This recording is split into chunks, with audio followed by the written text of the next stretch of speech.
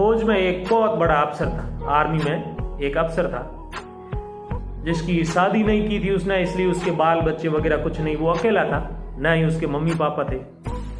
पूरे परिवार में वो मात्र परिवार के नाम पर एक अकेला जीव था। उसको बहुत सारे पैसे पहले से उसके पास थे और जितने भी पैसे उसकी वेतन वगैरह तनख्वाह वगैरह आती थी वो भी उसके पास पड़े ही रहते थे, क्योंकि बड़ा ही संतोषी आदमी था वो, खर्चा बिल्कुल नहीं करता था।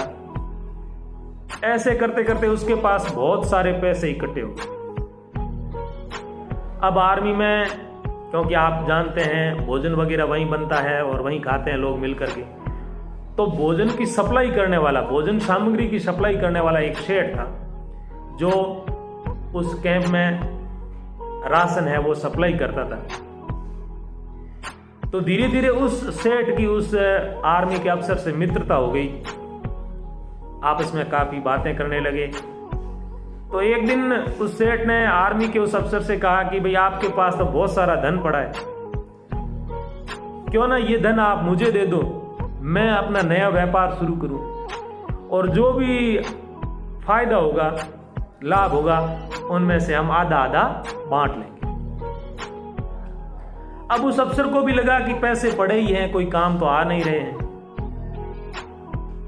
उसने उस सेठ को वो पैसे दे दिए, करोड़ों रुपए उसने सेठ को दे दिए और सेठ ने अपना नया धंधा शुरू कर दिया, नया व्यापार शुरू किया। किस्मत से, भाग्य से वो व्यापार और ज्यादा फला फूला, बहुत सारे पैसे इकट्ठे होने लगे। तो जैसा कि उनमें दोनों में म्यूचुअल अंडरस्टैंडिंग थी कि जो फायदा होगा उनमें से 50% मिलेगा, दोनों को आधा आधा मिल जाएगा। तो कुछ महीने ये चला। इसी दौरान सीमा पर दूसरे देश ने हमला कर दिया। तो उस फौजी अफसर को, आर्मी के उस अफसर को युद्ध में जाना पड़ा। तो उस युद्ध में जो है वो उस आर्मी के उस अफसर की मौत हो जाती, शहीद हो जाता। वो युद्ध लड़ते लड़ते दुश्मनों के हाथों में आ जाता है और वो शहीद हो जाता है। इधर उसके मर जाने से सबसे ज्यादा खुशी उस सेठ को हुई जिसमें वो आर्मी का अफसर पैसे मांगता था या जो फायदा होता था व्यापार में आधा उसे देना पड़ता था। वो बहुत खुश हुआ सेठ कि चलो ये आदमी जो अफसर था ये मर गया, तो अब जो है वो हमें आधा जो है वो फायदा है वो उसे नहीं देना पड़ेगा और जितने भी उसके पैसे हमारे पास आए हुए हैं वो भी अब मेरे हो जाएंगे, क्योंकि उसके परिवार में तो कोई था ही नहीं। इसलिए वो बहुत खुश हुआ। अब इधर क्या हुआ कि उस आर्मी अफसर के मरने के कुछ दिनों बाद में उस सेठ के एक बच्चा पैदा हुआ, एक बेटे ने जन्म लिया घर पे। सेठ बड़ा खुश हुआ कि चलो भगवान तो बहुत मेहरबान है, इधर उस आर्मी के अफसर को जो है उससे छुटकारा मिल गया, उसको पैसे नहीं देने पड़ेंगे, इधर भगवान ने पुत्र भी दे दिया। वो हंसी खुशी अपना जो है वो व्यापार करता रहा, पैसे और इकट्ठे करता रहा। ऐसे करते करते 10-15 साल और निकल गए। उसका जो सेठ का बेटा था वो 15-20 साल का। 20 साल में उस व्यापार में उसने और ज्यादा मेहनत की, 4 चांद लग गए। उधर बेटा 20 साल का हुआ, उसे पता नहीं कोई बीमारी लग गई ऐसी। अब वो रोज उसे अपने बेटे को लेके डॉक्टर के पास जाता है और डॉक्टर जो है उसे अलग अलग दवाएं लिखते हैं। अब व्यापार से ध्यान कम रहने लग गया, बेटा बीमार रहता है, उसके इलाज में दौड़ धूप कर रहा है वो रोज। लाखों करोड़ों रुपए उसने लगा दिए।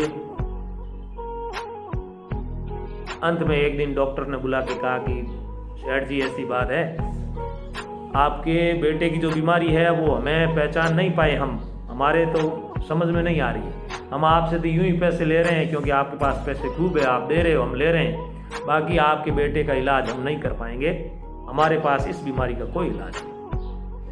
अब सेठ को और चिंता हुई कि ये तो मामला और ज्यादा गड़बड़ हो गया, क्या करें। तो वो उदास एकदम से उतरे हुए चेहरे के साथ वापस घर आ रहा था। तो उसे एक मित्र मिला, उसने पूछा तो उसने पूरी बात बताई कि बेटा बीमार रहता है, इलाज नहीं हो पा रहा है, करोड़ों रुपए लगा दिए लेकिन उसके बावजूद भी कुछ नहीं हुआ। तो उस मित्र ने कहा कि फला गांव में एक वेद जी रहते हैं, उस वैद्य जी से आप जो है देसी दवाई लीजिए, वो आपके बच्चे का शायद इलाज कर दे। तो डूबते को तिनके का सहारा, वो गया उस वैद्य के पास। वैद्य ने केवल 2 रुपए में एक पुड़िया दी। 2 रुपए लिए और एक पुड़िया दी कि ये पुड़िया अपने बच्चे को या अपने बेटे को खिला दीजिए, ये शायद ठीक हो जाए। पर हुआ इसका उल्टा। जैसे ही पुड़िया उसे खिलाई, 2-4 घंटे बाद ही उस लड़के की मौत हो गई। व्यापारी ने रात दिन मेहनत करके, वर्षों की मेहनत तपस्या के बाद बहुत ज्यादा पैसे इकट्ठे कर लिए, पर अब उसका भी कोई वारिस नहीं।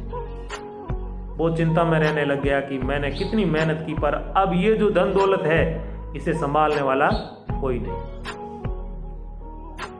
अब उसका मन है वो इन सब चीजों से थोड़ा इतर जाने लगा भगवान की भक्ति में, और वो इधर उधर घूमने लगा किसी साधु महात्मा के पास कि हो सकता है कोई मुझे बताए कि मेरे साथ ऐसा क्यों हुआ।